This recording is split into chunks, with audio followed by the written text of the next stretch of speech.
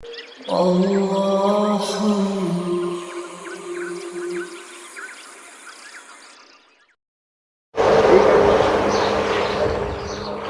باللہ من الشیطان الرجیم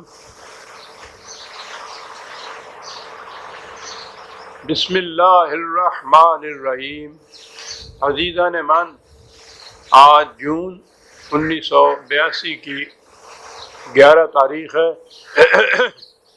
اور درس قرآن کریم کا آغاز سورہ الحجرات کی آیت 16 سے ہو رہا ہے۔ آخری 3 آیتیں ہمارے زیر درس ہوں گی آج۔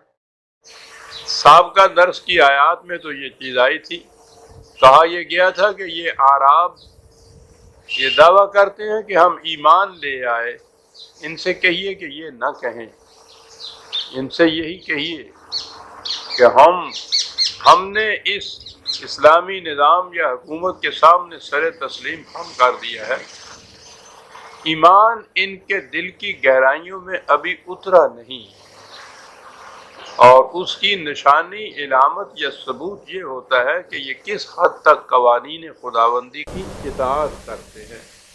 تو یہ اگر ان کی اطاعت کرتے رہے تو پھر اس کی یہ دلیل ہوگا کہ قرآن ایمان ان کے دل میں اتر گیا ہے۔ تو میں نے عرض کیا تھا کہ قرآن کی روح سے ایمان کہا ہی اس وقت جائے گا جب کہ اس کا مظاہرہ قوانین خداوندی کی اطاعت سے ہو۔ محض چند الفاظ دہرا دینا اور اسے ایمان نہیں کہا جا سکتا۔ اب اگلی آیت یہ ہے، قُلْ أَتُعَلِّمُونَ اللَّهَ بِدِينِكُمْ، کہا کہ اس طرح سے زبانی چند الفاظ دہرانے سے تم سمجھتے ہو کہ تم صاحب دین ہو گئے، تو تم خدا کو اپنے دین کی اطلاع دیتے ہو کہ یہ دیکھ لیجئے۔ تو کہا کہ یہ چند الفاظ دہرا دینے سے تو یہ بات نہیں، تم اطلاع کیا خدا کو دو گے؟ واللہ یعلم ما فی السماوات و ما فی الارض واللہ بکل شیء علیم، وہ تو کائنات کے ذرے ذرے کا علم رکھتا ہے۔ اس لیے یہ سوال ہی نہیں ہے کہ تم چند الفاظ دہرا کر خدا کو یہ اطلاع دے دو کہ دیکھ لیجیے صاحب ہم صاحب ایمان ہو گئے، ہم ایمان لے آئے۔ اس کی ضرورت نہیں ہے، ہم جانتے ہیں کہ جو کچھ تم کر رہے ہو یہ کیا ہے۔ بڑی اہم آیتیں ہیں، جہاں تک وہ تو قرآن قیامت تک کے لیے ہے، یہ بات اس زمانے کے اعراب کی نہیں کر رہا۔ اس زمانے میں وہ مخاطب سے ان سے بات کی، آج ہم مخاطب ہیں، ہم سے وہ بات کہہ رہا ہے کہ کس طرح سے تم دعویٰ ایمان کر سکتے، اور پھر یہ کہ چند الفاظ دہرا کر، اور دہرا کے ہی نہیں، ہم کوٹھے پہ چڑھ کے جناب دعائی دے دے کر، جسے ہم کہتے ہیں، ہم آپ کو لاؤڈ اسپیکروں کے ذریعے سے ہم اس تک خبریں پہنچاتے ہیں۔ تو کہا کہ یہ چیزیں ان الفاظ کے دہرا دینے سے تم ہمیں اس کا مطلع کر رہے ہو کہ ہم ایماندار ہو گئے، ہم دیانتدار ہو گئے، ہم صاحب ایمان ہو گئے، ہم ایمان لے آئے، ہمیں علم ہے کہ یہ کیا ہے۔ تو وہ جانتا ہے ہم سے کہ ہم کیا کر رہے ہیں۔ اگلی بات کہی ان اعراب کے متعلق کہ یمنون علیک ان اسلموا، وہ کہا تھا کہ ایمان تو خیر یہ لائے نہیں، ایمان اس کو ابھی کہا نہیں جائے گا، وہ تو اس وقت کہا جائے گا جب ان کے اعمال و کردار اور سیرت اس کا ثبوت دیں جو ایمان لائے ہیں، یہ کہ خدا کے قوانین کی اطاعت کس حد تک کرتے ہیں۔ یہ کہا کہ ان سے کہیے کہ ہم تو صرف ہم نے سر تسلیم خم کیا ہے، یا اسلام لائے ہیں جسے ہم اپنے الفاظ میں کہتے ہیں کہ اتنے سے ہی تم پر کچھ احسان دھر رہے ہیں کہ بہت بڑا احسان کیا انہوں نے کہ جناب آپ کی جماعت میں شامل ہو گئے، اسلام لے آئے، ایمان لے آئے، بہت بڑا احسان کیا ہے۔ قُلْ لَا تُمُنُّوا عَلَيَّ إِسْلَامَكُمْ، کہا تم تو ان سے یہ کہہ دو کہ جو کچھ تم یہ ایمان لائے بھی ہو، اسلام لائے ہو، تو اپنے اسلام کا احسان میرے سر پہ نہ دھرو کہ مجھ پہ کوئی احسان کیا ہے تم نے۔ دنیا میں تو یہ چیز ہے، یہ پارٹیاں بنتی ہیں ہمارے ہاں، پارٹیوں میں ممبروں کی تعداد بہت بڑا اثر رکھتی ہے۔ انہوں نے ووٹ لینے ہوتے ہیں، انہوں نے پھر الیکشن لڑنے ہوتے ہیں، ان الیکشنوں میں وہ ووٹ ڈالتے ہیں، تو کبھی تو ایک ووٹ بھی اتنا وزنی ہوتا ہے کہ وہ ادھر ادھر مارے مارے پھرتے ہیں کئی کئی دن ایک ایک ووٹ کو، ایک ایک شخص کو اپنے ساتھ شامل کرنے کے لیے۔ اور وہ ساتھ شامل ہو جائے تو اس کا ووٹ جو ہے کئی دفعہ ڈیسائسو ہوتا ہے، فیصلہ کن ہوتا ہے۔ تو وہاں تو یہ صورت ہے کہ وہ اگر آ گیا ہے کوئی اس پارٹی کے اندر تو وہ پارٹی والوں پہ احسان دھرے گا کہ میں آیا ہوں تو تمہاری جیت ہوئی ہے۔ کہا ان سے کہو کہ وہ تم پر یہ احسان نہ دھریں کہ تم اسلام کی پارٹی میں داخل ہو گئے، یہ پارٹی نہیں ہے کوئی بھی، اس میں اس کا تو اپنا فائدہ ہی کوئی نہیں ہے، نہ ہی اس کثرت سے کچھ اس پارٹی کا فائدہ ہے، یہ تو خود تمہارا فائدہ ہے اس میں۔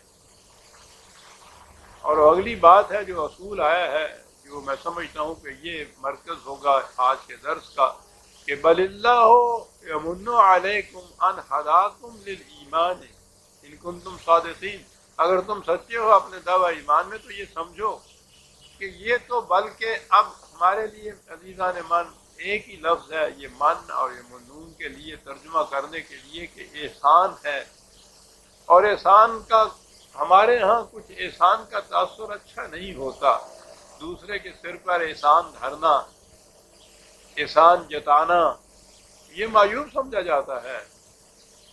اب دوسرا لفظ ہے نہیں اس کے لیے، تو بہرحال میں یہ عرض کروں گا کہ یہ بات ہے کیا جو خدا کہتا ہے، کہ یہ تو بلکہ خدا کا میں لفظ احسان ہی کہوں گا کہ دوسرا لفظ ہے نہیں، لیکن میں عرض کروں گا کہ وہ اس کا مفہوم اس عام متداول مفہوم سے الگ ہے جو ہمارے ہاں احسان سے لیا جاتا ہے، بلکہ یہ تو خدا کا یہ احسان ہے، یوں کہیے تمہارے اوپر کہ اس نے تمہیں ایمان کی طرف یہ رہنمائی کر دی۔ اگلی آیت تو ہے ان اللہ یعلم غیب السماوات والارض واللہ بصیر بما تعملون، وہی جو پہلے کہا گیا ہے کہ وہ تو جانتا ہے کائنات کے ہر راز کو، ہر ذرے کو، اس لیے اسے جتانے کی، بتانے کی، اطلاع بھیجنے کی ضرورت نہیں ہے۔ اور یہ جو تم اسلام کے حلقے میں داخل ہو کر پہلے اس رسول پر احسان جتاتے ہو، پھر خدا پہ بھی احسان جتاتے ہو کہ صاحب تم اس پارٹی میں داخل ہو گئے، بہت بڑا کارنامہ سر انجام دیا، بہت بڑا احسان کیا ان کے اوپر، تو کہا احسان یہ نہیں ہے۔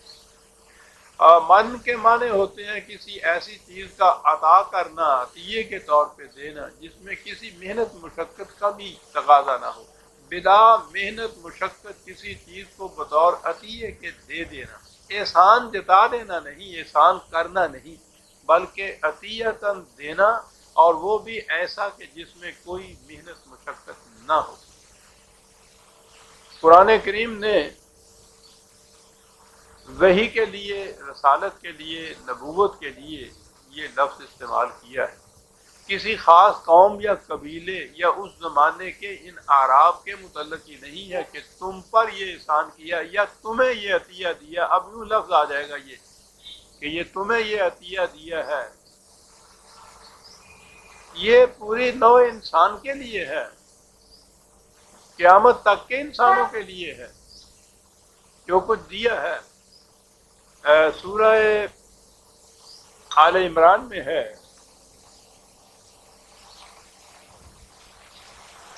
3/163 3/163۔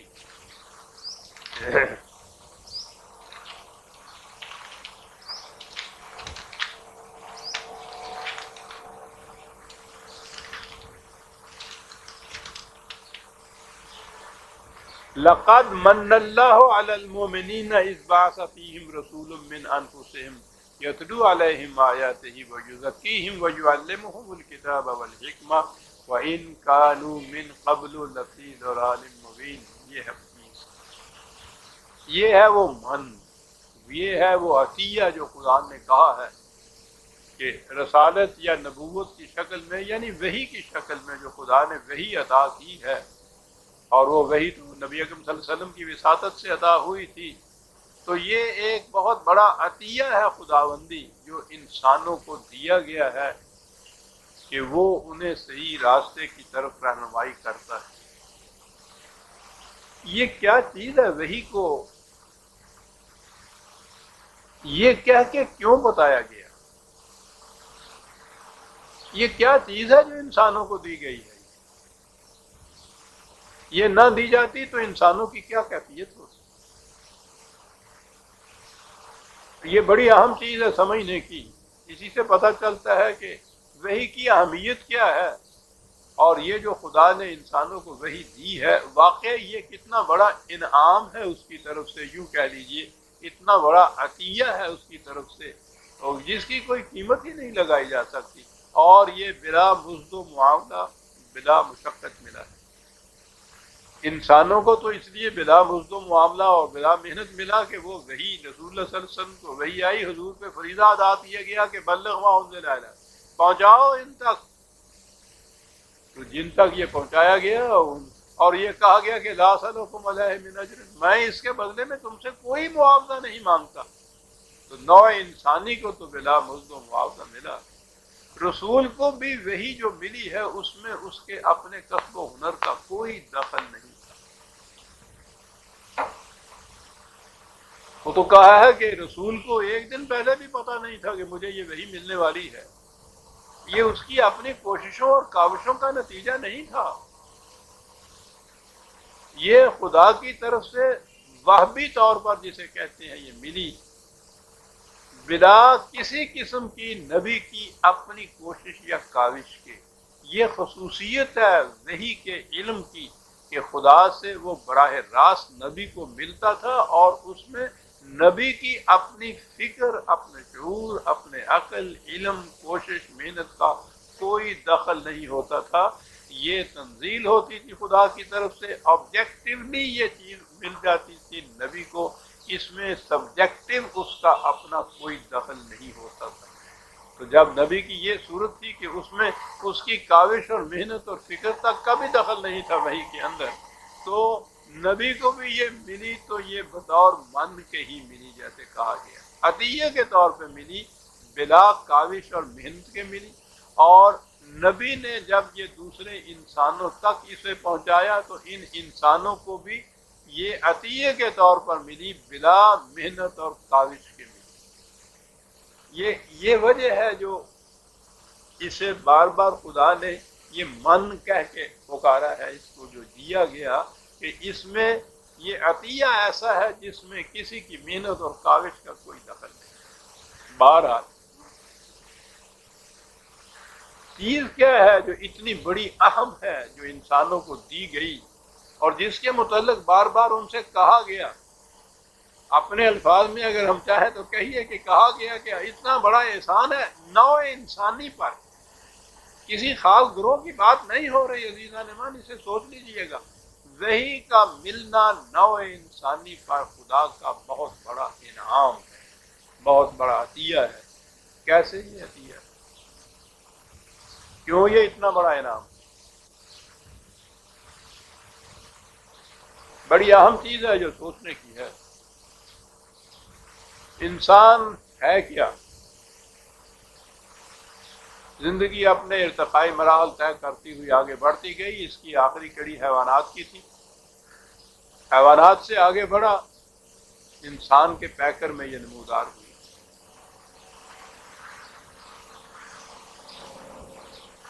انسانی زندگی جو اس کی طبعی زندگی ہے، فزیکل لائف ہے، اس میں بہت سا عنصر حیوانی زندگی کا ہے۔ وہ ایسا ہے کہ دونوں میں امتیاز ہی نہیں ہے۔ جس انداز سے حیوان زندہ رہتا ہے اسی انداز سے انسان زندہ رہتا ہے، کھانے سے، پینے سے، سانس لینے سے، سونے سے، یہی چیزیں ہیں نا، اسی سے انسان زندہ رہتا ہے، اسی سے حیوان زندہ رہتا ہے۔ یہ الگ بات ہے کہ وہ کھانے کی نوعیت کیا ہے، وہ تو دوسری چیز ہے، لیکن اصولاً جو زندہ رہنے کے لیے جو اسباب ہیں وہ تو یہی ہے نا، کھانا پینا، سانس لینا، سورج کی روشنی سے فائدہ اٹھانا، حرارت سے فائدہ اٹھانا، سو جانا، یہ ہے، اور یہ انسان اور حیوان میں مشترک ہے۔ وہ عام طور پہ جو یہ محققین ہیں ان علوم کے، انہوں نے کہا کہ بنیادی طور پر تین چیزیں ہیں ایسی حیوان اور انسان میں مشترک، یا انسان جو آگے بڑھا ہے تو یہ حیوانی زندگی جو پچھلی اس کی تھی اس سے یہ تین چیزیں اپنے ساتھ لے کر آیا ہے: سیلف پریزرویشن، تحفظ خیش، اپنے آپ کو محفوظ رکھنا، اپنی زندگی کو، جان کو محفوظ رکھنا۔ پہلی چیز یہ ہے سیلف ایگریشن، تغلب خیش، غالب رہنا دوسرے پہ، اتنی قوت اپنے اندر رکھنا جس سے یہ اپنی حفاظت کر سکے، دوسرے کے مقابلے میں دوسرے پہ غالب رہے، اور سیلف پروکریشن، اپنی نسل کو آگے بڑھانا۔ یہ تین چیزیں یہ لے کے آیا حیوانات کے ساتھ۔ یہ چیزیں جو ہیں حیوانات کے اوپر فطرت کی طرف سے کنٹرول ہے کہ وہ حیوان انہیں اسی حد تک استعمال کرے جس حد تک وہ اس کے لیے مفید ہے۔ فطرت آگے بڑھنے نہیں دیتی، کتنا ہی زیادہ چارہ کیوں نہ رکھا ہو، جب پیٹ بھر جاتا ہے بیل کا تو وہ فطرت خود کنٹرول کر لیتی ہے، باقی چارہ وہ چھوڑ دیتا ہے، بیٹھ جاتا ہے آرام سے۔ یہ ایگریشن اس کا بھی جو ہے وہ اس حد تک ہی ہوتا ہے کہ شیر کو ضرورت ہوتی ہے کہ وہ ہرن کو چیر پھاڑ کھائے، ایک ہی ہرن جب اس کا پیٹ بھر جاتا ہے تو باقی 10 ہرن چاہتے ہیں پھرتے ہیں، وہ اس تک نہیں جاتا، فطرت نے کنٹرول رکھا ہے اس کے اوپر۔ نسل کشی کا جہاں تک تعلق ہے وہ فطرت کا کنٹرول ہے، سارا سال بیل اسی گایوں کے گلے کے اندر چرتا پھرتا رہتا ہے، کبھی نگاہ اٹھا کر بھی نہیں دیکھتا، نہ گایوں کو اس کی تمیز ہوتی ہے کہ یہ کوئی نر یا مذکر ہے اور ہم تانیث میں ہیں، سوال ہی نہیں ہے۔ لیکن جب ادھر کا اشارہ ہوتا ہے، یہ میں نے ادھر کا اشارہ وہ غالب سے لیا کرتا ہوں میں، چاک مت کر جیب بے ایام گل، کچھ ادھر کا بھی اشارہ چاہیے۔ بڑا خوبصورت انداز میں بات کی، تو حیوانات کو ادھر کا اشارہ خود ہو جاتا ہے، اس اشارے کو بھی خدا وہی کہتا ہے جو ان کو چرت ہوتی ہے۔ میٹنگ سیزن جب ان کا آتا ہے، وہی بیل وہی گائیں، آپ غور کیجئے کہ وہ پاگل ہو جاتی ہے، اور جب وہ تحفظ نسل کا وہ فریضہ سر انجام پا جاتا ہے تو پھر وہی سکوت اور وہی سکون، فطرت کی طرف سے کنٹرول۔ لیکن کنٹرول جب فطرت کی طرف ہو تو وہ تو مجبور ہو جاتے ہیں۔ بکری اگر گوشت نہیں کھاتی تو اس کی کوئی کاریگری نہیں ہے، یہ ہنر مندی نہیں ہے، کوئی تقوی اور پرہیزگاری نہیں ہے، تو فطرت کے مجبور ہے وہ کہ وہ صرف سبزی کھائے، گوشت نہ کھائے۔ شیر اگر گوشت کھاتا ہے سبزی کی طرف نہیں آتا تو وہ درندہ نہیں کہلاتا، اس کو پھانسی نہیں دے دی جاتی، وہ مجبور ہے اس کے اوپر۔ فطرت نے کنٹرول اپنا رکھا تو مجبور کر دیا حیوانات۔ انسان کی پیکر میں زندگی آئی تو ایک خصوصیت یہ ہوئی کہ اسے صاحب اختیار بنا دیا، جی چاہے تو یہ کرے، جی چاہے تو وہ کرے، کنٹرول فطرت نے اٹھا لیا۔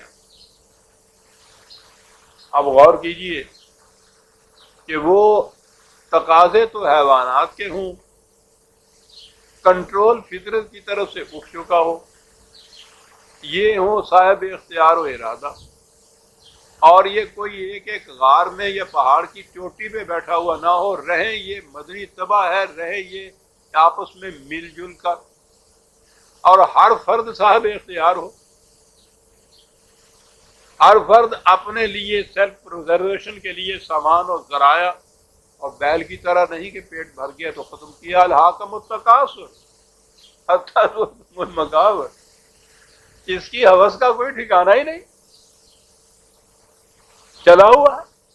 اب ہر فرد، کروڑوں میں سے ہر فرد، اندر کا تقاضا یہ ہے کہ زیادہ سے زیادہ میں حاصل کروں، صاحب اختیار ہے، اب یہ ڈیوائس کرتا ہے، مینز جسے آپ کہتے ہیں، عجیب عجیب طریقے اختیار کرتا ہے. پھر وہ حیوان تو طریقہ ہی کوئی نہیں اختیار کر سکتا.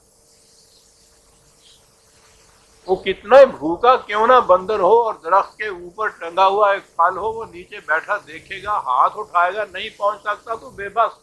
اسے اتنا بھی نہیں آتا کہ ڈنڈا کہیں سے لا کے اس کو جھاڑ دے.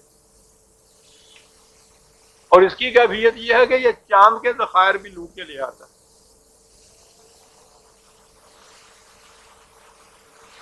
قوتیں دی ہوں اتنی بے پناہ، فطرت کا کنٹرول اس کے اوپر ہو یہ صاحب اختیار، اور اکٹھا رہنا ہو انہوں نے، تو کیا چیز ہے جو بچا کے رکھے گی اس نسل انسانی کو؟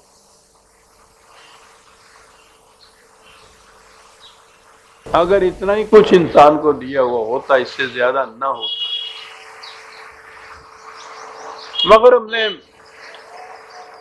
بہت کاوش کی تو ان سے کہا کہ جی ٹھیک ہے، انسان کو عقل دی گئی ہے، عقل کے ہاتھوں ہی تو سارے وہ نعرہ ہیں، جہنم بن رہا ہے سارا مغرب، مغرب کے ساتھ کمبختوں نے مشرق کو بھی یہ کچھ بنا دیا. بیٹل آف وٹس، جنگی عقول جو ہے وہ عقل کی جنگ چل رہی ہے، دو فردوں میں چلتی ہے. یہاں جو زیادہ کاریگر ہوتا ہے، کاریگر کیا ہوتا ہے؟ وہ عیار زیادہ جو ہوتا ہے، جس کی عقل دوسرے کے مقابلے میں زیادہ تیز ہوتی ہے، وہ فریب دے جاتا ہے، اس کو جل دے جاتا ہے. اسے بعد میں بات سمجھ میں آتی کہ صاحب میری بات ہی سمجھ میں اس وقت نہیں آئی جو اس کہہ رہا تھا، میں اس کے فریب میں آ گیا، میں اس کے دھوکے میں آ گیا. یہ روز فریب اور دھوکے میں کیا آنا ہے؟ تیز عقل والا جو ہے وہ کم عقل والے کو ہمیشہ اس طرح سے جل دے جاتا ہے. فرد اسی طرح سے دیتا ہے، قومیں اسی طرح سے دیتی.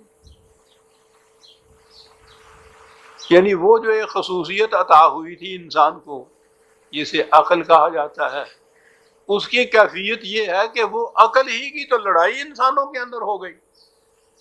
اب کیا ہوا؟ تقاضے ہوئے حیوانیت کے، اور وہ ہوئے بے حد و نہایت، اس پہ کوئی حد نہیں.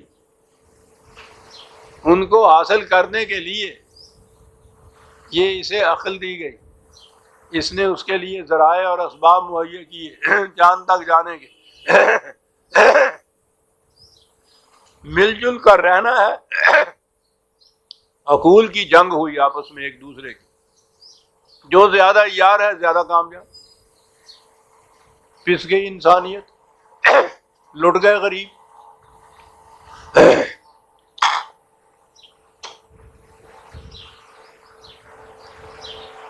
عزیزان من، اگر آپ آج کل یورپ کا لٹریچر کہیں پڑھ رہے ہیں تو آپ کو معلوم ہو، ہم لوگ تو یہ چھوٹے چھوٹے پیمانے کے اوپر اس جبر اور جور اور بھوک اور پیاس کے ہاتھوں کچھ روتے ہیں. ان کی چیخیں آپ سنیں تو سن نہیں سکتا آدمی، آسمان تک جا رہی ہیں. وہ اس لیے کہ وہ اجتماعی اور قومی چیخیں ہیں ان کی، قوموں کے اوپر جو قوموں کے ہاتھوں بیت رہا ہے. کوئی ان میں سے رات کو اطمینان سے سو ہی نہیں سکتا. کیا ہو سپر پاور جناب کھا جائیں گے. ساری جنگ آپ روز صبح اخبار اٹھا کے پڑھیے، یہ ساری جنگ ان کے آپس کی وٹس کی اور عقول ہی ہے نا، پاورز کی. اس نے اس پہ حملہ کر دیا، وہ اس کو کھا گیا. یہ عجیب قیامت ہے انسان، قیامت ہے کہ انسان نوع انسان کا شکاری ہے. ایک چیز جسے اس نے کہا تھا کہ وہ بہت بڑی چیز تھی جو ہمیں حاصل ہوئی، یعنی عقل انسانی.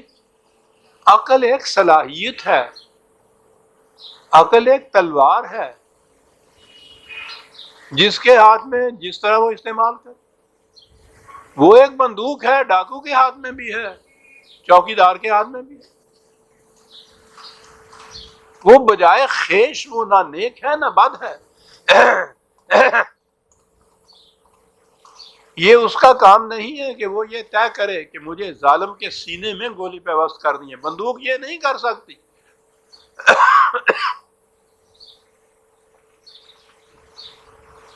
وہ تو بندوق چلانے والا جو ہے اس کا فیصلہ ہے. ڈاکو ہے تو جہاں سے اس نے کچھ چھیننا ہے اس کے سینے میں پیوست کر دے گا. وہ کتنا ہی مظلوم کیوں نہ ہو. کوئی اگر مظلوموں کا ہمدرد ہے، میں نے اسی لیے کہا کہ اگر کوئی ہے یہاں، تو اگر کہنا پڑتا ہے نظر ہی کوئی نہیں آتا، تو بہرحال اس کی بندوق تو یہ اسے کہے گی نا کہ نہیں، ظالم کے سینے میں مار، مظلوم کے سینے میں مار. یہ بات کون کہے؟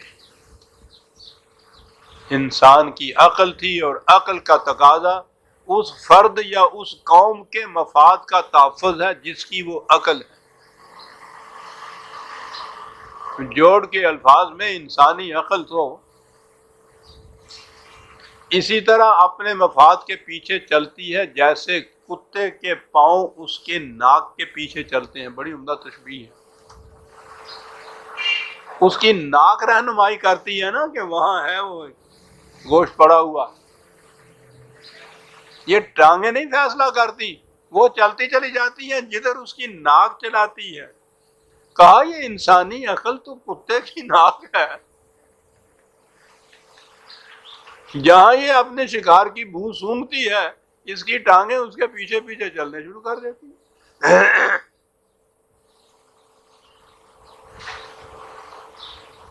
عقل ایک قیمتی صلاحیت ہے. بات یہ ہے کہ اس سے کام کس طرح لیا جائے.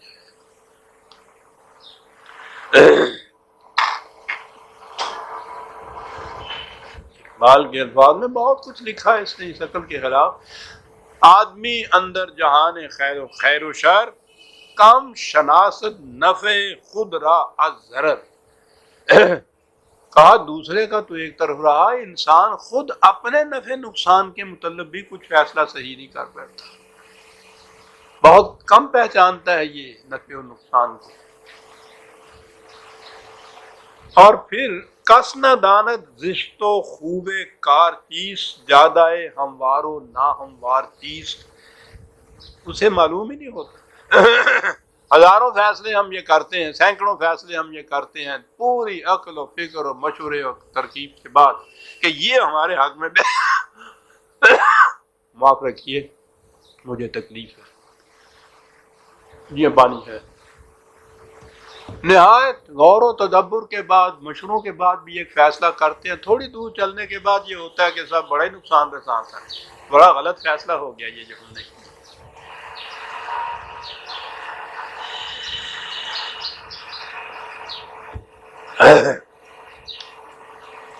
پھر ایک فیصلہ یہ ہے کہ میں نے جو فیصلہ کیا سمجھ سوچ کر، وہ میرے لیے تو فائدہ مند ہوا، میرے ساتھ جانے والا جو ہے اس کے لیے نقصان کا باعث ہو گیا. اس فیصلے کو کیا کہیں گے آپ؟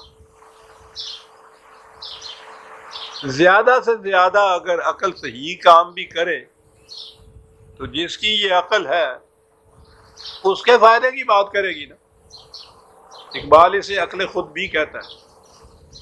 عقل خود بھی غافل از بہبود غیر، نفع خود بیند نہ بیند سود غیر. ہر شخص اپنا فائدہ کوئی، جو یہ نہیں سوچتا اسے پاگل کہتے ہیں. پاگل ہو گیا، اسے اپنے نفع نقصان کی بھی پہچان نہیں رہی. یعنی پاگل وہ ہوتا ہے اپنے نفع نقصان. تو زیادہ سے زیادہ جو عقل نے کام دیا وہ یہ ہے کہ اپنا ایک فرد کا یا پھر ایک قوم کا نفع جو ہے اس کے لیے یہ کرے، دوسروں کی اس کے فکر نہیں ہے.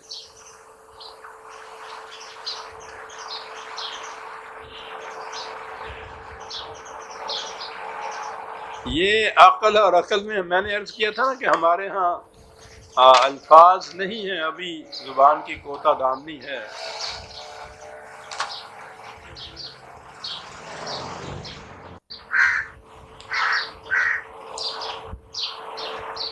ان کے ہاں یہ الفاظ وہ تنگ آ کر انہوں نے تجربے کرنے کے بعد پھر مختلف الفاظ قائم کیے اپنے ہاں. عقل کے لیے ایک تو ان کے ہاں انٹیلیجنس ہے، اور اس کا نتیجہ جو ہوتا ہے وہ کلیورنس ہوتا ہے، عیاری.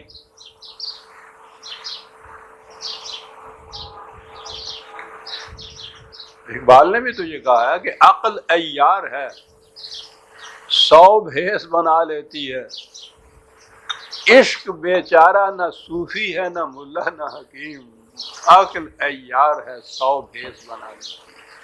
انٹیلیجنس ان کے ہاں اس کا نتیجہ کلیورنیس ہوتا ہے، اور دوسری چیز ان کے ہاں ہوتی ہے جسے ریزن کہا جاتا ہے، اس کا نتیجہ ان کے ہاں وزڈم ہوتی ہے۔ عجیب الفاظ ہیں۔ اور آپ وجد میں آ جائیے تو پھر آئیں گے قرآن کی طرف۔ پھر ریزن کے متعلق ان کے ہاں ڈیفینیشن یہ ہے کہ to see things as they are,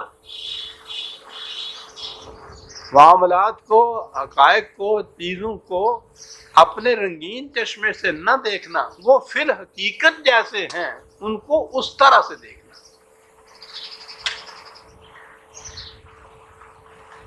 اسے وہ ریزن کیا، بڑی عجیب چیزیں ہیں یہ۔ اب یہ چیز کہ کوئی بات جو کرنی ہے اس میں یہ چیز دیکھنا کہ فی الحقیقت یہ نفع بخش ہے یا نقصان دہ، فی الحقیقت۔ اور پھر نفع بخش کس کے لیے ہے؟ فرد کے لیے نہیں، قوم کے لیے نہیں، پوری انسانیت کے لیے۔ قرآن نے کہا کہ یاد رکھو یمکث فی الارض ما ینفع الناس، بقا صرف اس عمل کے لیے ہے جو پوری نوع انسانی کے لیے نفع بخش ہے۔ اب یہ بھی جو طے کرنا ہے کہ وہ چیز نفع بخش ہے، یہی چیز تھی نا جو عقل نے طے کرنی تھی کہ نفع بخش ہے۔ کس کے لیے نفع بخش؟ کہتا جس کی وہ عقل ہے اس کے لیے نفع بخش، تو وہ یوں فیصلہ کر دے گی کہ یہی تو اس کی کلیورنس۔ فیصلہ یہ کرے کہ نوع انسانی کے لیے نفع بخش کون سی چیز ہے،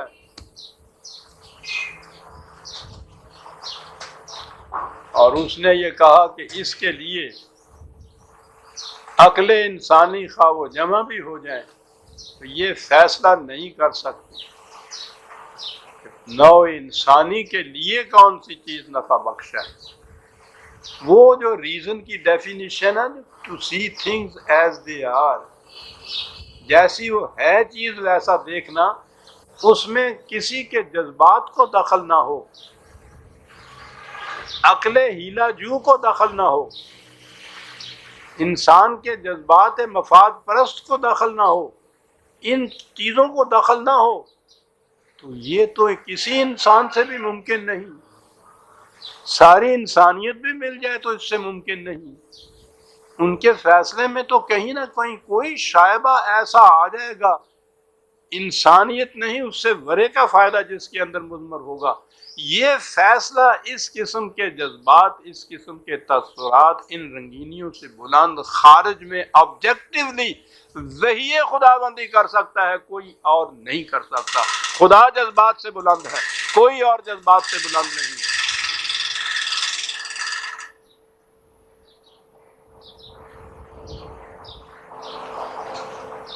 وحی کی خصوصیت یہ ہے کہ ما ینطق عن الہویٰ،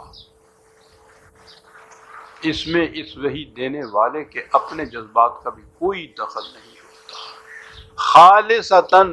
اسی لیے اس کے لیے نزول کا لفظ آیا ہے کہ اس میں بار بار عرض کر چکا ہوں، یہ انگریزی کا ہی لفظ ہے جو خارجی اس میں جو کہے گی، خارجیت کہنے سے تو بات کچھ اور ہو جاتی ہے، آبجیکٹیوٹی جسے آپ کہتے ہیں، انسان کی کسی قسم کے بھی جذبات اور عقل و فکر و دلائل کا کوئی دخل نہ ہو، خارج میں ایک حقیقت جیسے وہ ہے ویسے وہ آئے، یہ ہے وہی پوری نوع انسانی کے مفاد کو سامنے رکھ کر ہدایت یا رہنمائی یا اصول یا اقدار یا قوانین دینا۔ کیا یہ نوع انسانی کے اوپر احسان عظیم ہے یا نہیں؟ قد من اللہ علی المؤمنین،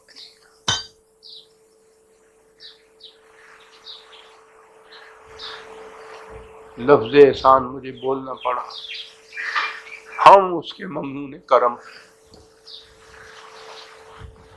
پھر اقبال نے یہ بات کہی تھی کہ عقل خود بھی غافل از بہبود غیر، نفع خود بیند نہ بیند سود غیر، اور وہی حق بینندہ سود ہما۔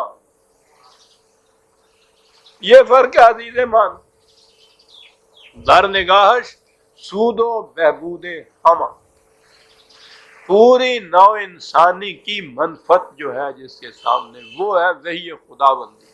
اس سے نیچے، اس سے بڑے کس ممکن ہی نہیں ہے کوئی کہ پوری انسانیت کے نفع اور نقصان کے لیے فیصلہ کر سکے۔ اس کا نام ہے جی وحی خداوندی۔ سوچئے کہ انسان جس حیات کے اندر پیدا کیا گیا، حیوانی جذبات، انسٹنکٹس، جبلتیں، یہ اس کے اندر داخل ہیں۔ اس نے زندہ رہنا ہے، اس نے اپنے آپ کو محکم بھی رکھنا ہے، اس نے افزائش نسل بھی کرنی ہے، اس نے اکٹھا بھی رہنا ہے، اور ان تمام کے لیے کوئی کنٹرول فطرت کی طرف سے اس کے اوپر نہیں ہے۔ صاحب اختیار ہے، حیوانی جذبات ہیں، صاحب اختیار ہے، مل جل کر رہنا ہے، اور پھر جو اپنی اصلی قوتیں ہیں وہ بے پناہ ہیں۔ اتنی وسعت اس کی صاحب، وہ کہتے ہیں کہ ایسی میزائلیں ہیں کہ نیو یارک میں بیٹھے ہوئے ماسکو کے اوپر مار کر دیں گے، اور جی اب تو وہ یہ کہتے ہیں ہم چاند پہ مار کر دیں گے۔ وسعتیں ایسی اس کی صلاحیتوں کی، اور کنٹرول کوئی نہ اس کے اوپر۔ لے دے کے ایک عقل دی تھی، اور عقل کا فریضہ فرد کا ہو، گروہ کا ہو، قوم کا ہو، اپنا مفاد تکنا ہے، اپنے مفاد کی حفاظت ہے۔ اور جب مختلف گروہ ہوں، مختلف قومیں ہوں، مختلف افراد ہوں، ہر ایک اپنا اپنا مفاد دیکھے، صلاحیتیں بے پناہ ہوں، تو اس کے بعد کیا ہوگا؟ یہی جو ہو رہا ہے۔ چھوٹے پیمانے کے اوپر ایک جہنم ہمارے یہاں موجود ہے، بڑے پیمانے کے اوپر پورے عالمگیر دنیا کے اندر موجود ہے۔ تو یہ بات ذہن میں آ گئی نا عزیزان مان، کہ یہ وحی کا ملنا انسانیت کے لیے کتنی بڑی نعمت، کتنا بڑا انعام ہے۔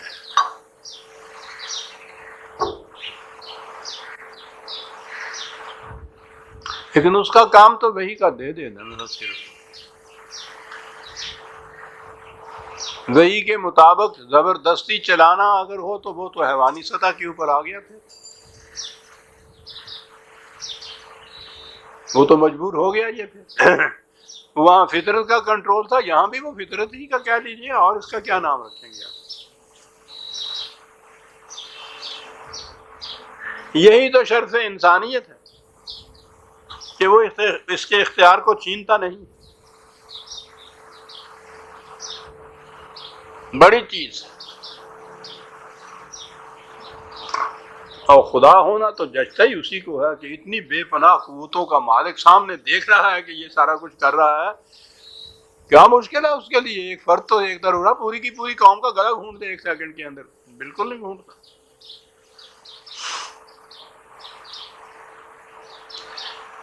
معاف رکھیے اگر انورٹڈ قومیں میں کہہ دوں کہ بڑا ہی وسیع ظرف ہے۔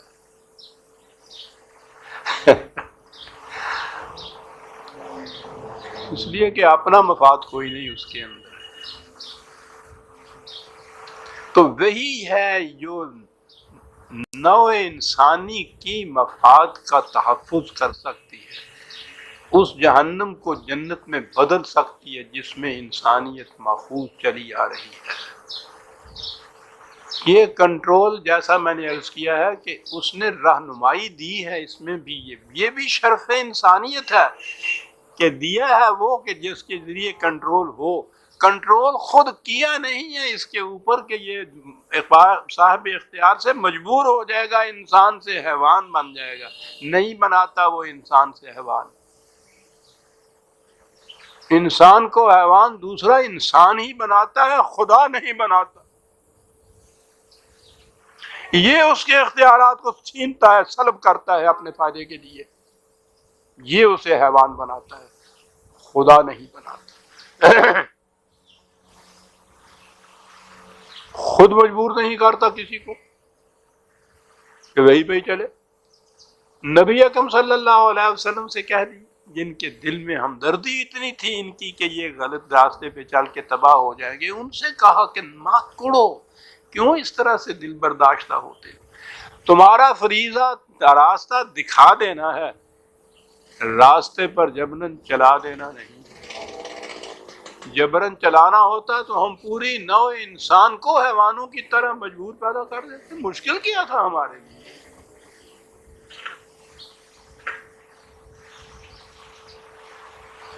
شرف انسانیت کیا ہے؟ اپنے اختیار اور ارادے کو صحیح طریق پر استعمال کر۔ صحیح طریق کے معنی کیا ہوگا؟ اب یہ بھی ہر ایک کے اوپر اگر چھوڑ دیا جائے گا اور ہر ایک اپنے اپنے فائدے کے لیے جو کچھ کرے گا اسے صحیح طریق قرار دے دے گا؟ نہیں، وہی کی رہنمائی میں اس کو استعمال کرنا، اپنے اختیار و ارادے سے، وہی کی رہنمائی میں۔ اب اختیار و ارادہ بھی اس کا برقرار رہا، وہ جو انفرادی طور پر عقل نے فیصلے کر کے جہنم کریٹ کرنا تھا، اس جہنم سے بھی یہ بچ گیا، جنت بھی اس کے حصے میں آ گئی، مجبور بھی نہ ہوا یہ انسان، صرف ایک وحی کے مل جانے سے یہ بات ہو گئی۔ عزیزان من، جیسا میں نے ابھی عرض کیا ہے، اگر یہ انسانی عقل و فکر سے بالا سر چشمے سے وحی نہ ملتی، عقل انسانی کے بس کی بات ہی نہیں تھی کہ کوئی ایسا راستہ تلاش کر سکتی جس میں انسانیت محفوظ رہتی۔ جتنا زیادہ آگے بڑھتا چلا جاتا، عقل تیز ہوتی چلی جاتی، عقل کی روح سے یہ اسباب اور ذرائع اور وسائل پیدا کرتا چلا جاتا، اتنے ہی جہنم کے یہ شعلے اور بھڑکتے چلے جاتے، اس سے نکلنے کا کوئی راستہ ہی اس کے پاس نہیں تھا۔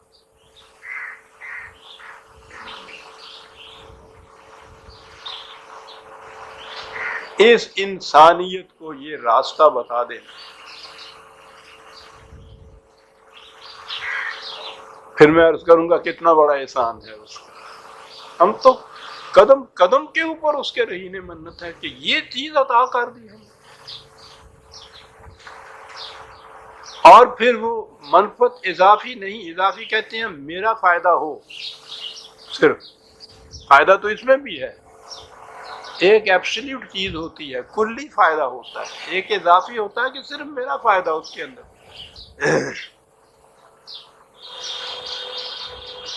انسانیت کے فائدے میں تو میں بھی آ جاؤں گا، اگر فائدہ صرف تنہا میرا ہوگا تو دوسرا انسان بھی نہیں آئے گا، چاہے جائے کہ انسانیت اس کے اندر آ جائے۔ یہ صرف وحی کی روح سے ممکن۔ لیکن جیسا کہ میں نے عرض کیا، وہی صرف دے دی گئی، اس پہ چلنے کے لیے خدا نے انسان کو مجبور نہیں کیا۔ اب اس کے سامنے راستہ کھلا ہوا ہے، جی چاہے تو یہ جہنم کی طرف چلا جائے، جی چاہے یہ جنت کی طرف چلا جائے۔ باقی قوموں کو تو چھوڑ دیجیے، اس سوختہ بخت قوم کو لیجیے، اسے وارث کتاب کہا تھا قرآن میں۔ وہ جو اعراب تھے وہ کیا کرتے تھے، میں آ گیا وہیں پہ، وہ چند الفاظ دہرا لیے تھے نا انہوں نے، اور کہہ دیا تھا کہ ہم ایمان لے، اور ان کو پھٹکار دیا تھا کہ ایسی بات مت کرو، ڈانٹ دیا تھا، معاف کرنا، پھٹکار غلط لفظ تھا، کہ یہ الفاظ دہرا دینے سے نہیں ہوتا۔ ہم کیا کر رہے ہیں؟ وحی کے الفاظ دہرا رہے ہیں نا، اتنے دہرا رہے ہیں کہ دنیا میں کم دہرائے گئے ہوں گے ایسے الفاظ، مسلسل صبح و شام، شام و سحر، ہر مہینے میں، ہر سال میں، سال کے ہر دور میں، راتوں میں، دن میں، شبانہ میں، شبینے میں دہرا رہے ہیں۔ وہ کیا کر رہے تھے؟ انہوں نے دہرائے تھے نا کچھ الفاظ، اور کہہ دیا تھا ہم ایمان لائے، اور کہا مت کہو کہ ہم ایمان لائے. ہم بھی الفاظ دہرا رہے ہیں. اگلی بات جو ان سے کہی تھی کہ ثبوت اس کا یہ ہے وَإِن تُطِيعُوا اللَّهَ وَرَسُولَهُ لَا يَلِتْكُم مِّنْ أَعْمَالِكُمْ شَيْئًا. اطاعت قوانین خداوندی یہ ثبوت ہے ایمان کا. سوچئے تو صحیح کہ ہم کس مقام پہ، پھر سوچئے تو صحیح کہ وہی کے الفاظ دہرا لینے سے اگر کچھ فائدہ ہوتا تو ان اعراب کو کچھ تو رعایت دی جاتی. 5% مارک کی صحیح خوش خطی سے نمبر ہی دے دیتے جاندے، نہیں دیے گئے. نمبر تو اعمال کے ملتے ہیں، الفاظ دہرانے کے نہیں ملتے.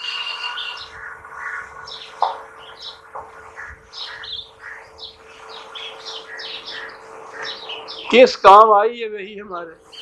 اتنی بڑی نعمت جو اس نے دی. وہ قومیں جو بہرحال جہنم میں صحیح بھی اپنی عقلوں سے تو کچھ کام لیتی ہیں، ہم تو ان سے بھی گئے گزرے ہیں. اپنی عقل بھی استعمال نہیں ہو رہی.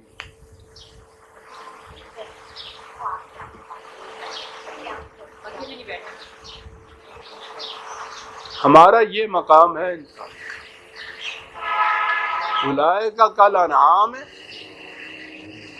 کہ جو لوگ اپنی عقل و فکر سے کام نہیں لیتے وہ حیوانی سطح پہ ہوتے ہیں. اور اس کے بعد کہا کہ نہیں بل ہم اضل، ان سے بھی بدتر حالت میں ہوتی ہے کہ حیوانات کے اوپر فطرت کا کنٹرول تو تھا نا.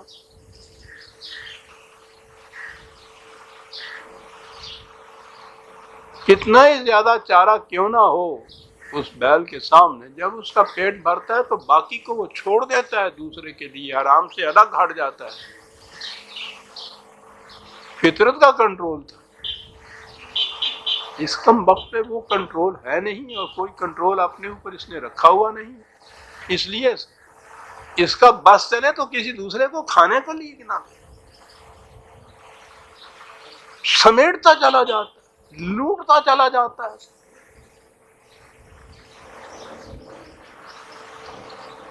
صرف وہی روک سکتی ہے عزیزان ایمانی. اور ہم تو دوہرے جرم کے مجرم ہیں.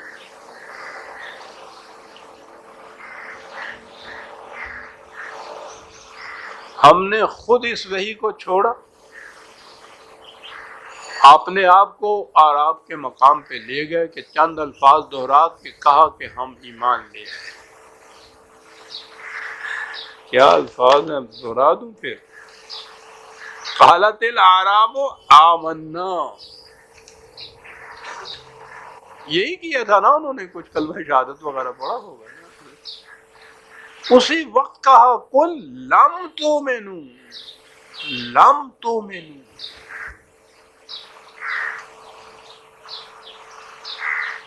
بالکل نہیں ایمان نہیں تم لاؤ. اور کہا کہ یہ کہو بھی نہیں قولوا اسلمنا ولما يدخل الایمان فی قلوبکم. یہاں سے بات چلی، اور میں نے یہ آج عرض کیا تھا کہ خدا نے جو کہا ہے کہ یہ اتنی بڑی یہ نعمت یہ تو تھی، ہم نے پوری انسانیت کو اور اس قوم سے کہا کہ تمہیں اس کا ہم نے وارث بنایا ہے اس کتاب، اور اس کا فریضہ قرار دیا ہے. شہداء علی الناس اس قوم کو کہا، اپنے آپ رسول علیکم شہیدہ، خود اپنے آپ پہ وحی کا کنٹرول رکھنا اور پھر پوری انسانیت پر وحی کا کنٹرول رکھنا. بات ہی اتنی ہے. کیونکہ وہ کنٹرول ہمارا اپنا عائد کردہ ہوتا ہے، اس لیے اس میں جبر نہیں ہوتا. جبر اس کنٹرول میں ہوتا ہے جو دوسروں کا عائد کردہ ہو.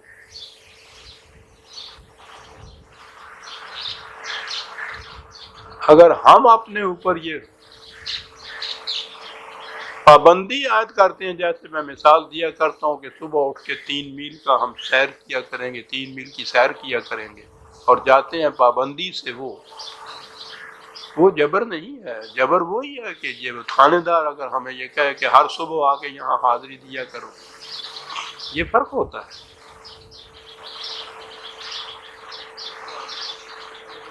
تو یہ ہے عزیزان من قرآن کریم کی روشنی میں ہمارا مقام،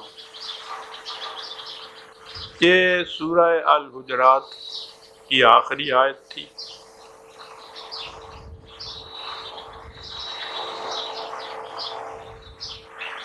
ان اللہ یعلم غیب السماوات والارض واللہ بصیر بما تعملون۔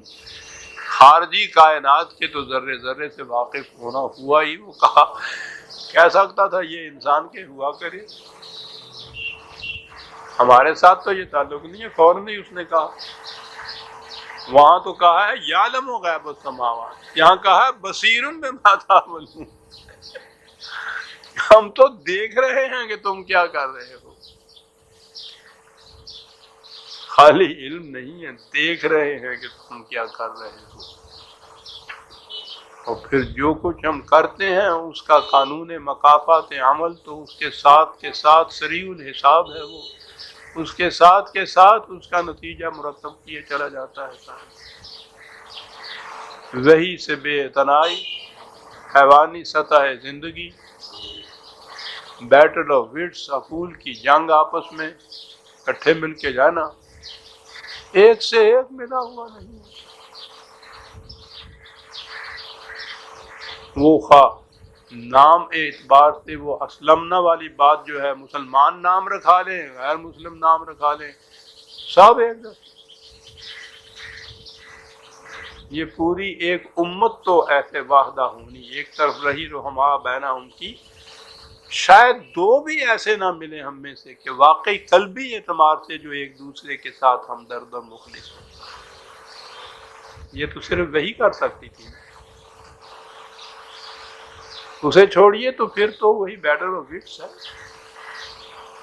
جنگ ہے عقول کی، باہم مفادات کی جنگ ہے جو ہو رہی ہے، افراد میں ہو رہی ہے، قبیلوں میں ہو رہی ہے، خاندانوں میں، ملکوں میں، برادریوں میں، پوری عالمگیر انسانیت کے اندر ہو رہی ہے، صرف وہی بچا سکتی ہے عزیزان۔ آپ حیران ہوں گے کہ یورپ کے ارباب دانش اس نتیجے پہ پہنچ رہے ہیں کہ عقل انسانی ان مصائب کا حالت دریافت نہیں کر سکتی جن میں ہم آج مبتلا ہیں۔ انہیں ذرا یہ بتانا مشکل ہے کہ عقل انسانی سے ماورا ایک سرچشمہ علم بھی تھا کہ جس نے یہ رہنمائی دی تھی، اور وہ پرانی نہیں ہو گئی، وہ ابدی ہے، آج بھی زندہ ہے، آج بھی وہ اپنے نتائج اسی طرح پیدا کر سکتی ہے جیسے کبھی اس نے کیے تھے۔ وہ تلاش میں ہیں، ہم مطمئن ہیں بیٹھے ہوئے اپنے آپ، ہمیں تو تلاش بھی نہیں۔ تو بہرحال یہ تو انسانیت کے لیے وہی ملی تھی نا، یہ اسلمنا کہنے والوں کے لیے تو صرف نہیں تھی۔ وہی کی کیا بگڑے گا اگر ہم اسے قبول نہ کریں گے، اس کے مطابق نہ چلیں گے، اس کا کیا بگڑتا ہے؟ میں سمجھتا ہوں کہ وہ قومیں جو اپنے ناکام تجارب کے بعد اس نتیجے پہ پہنچ رہی ہیں کہ عقل انسانی اس کا حل دریافت نہیں کر سکتا، ان تک کوئی اسباب و ذرائع ایسے ہوں کہ یہ چیز وہی کی پہنچ جائے، ان تک وہ غور کرنے کے لیے تیار ہوں گے، اور وہ قومیں میں سمجھتا ہوں کہ اس کو اپنائیں گی بھی، اپنائیں گی وہ قومیں جو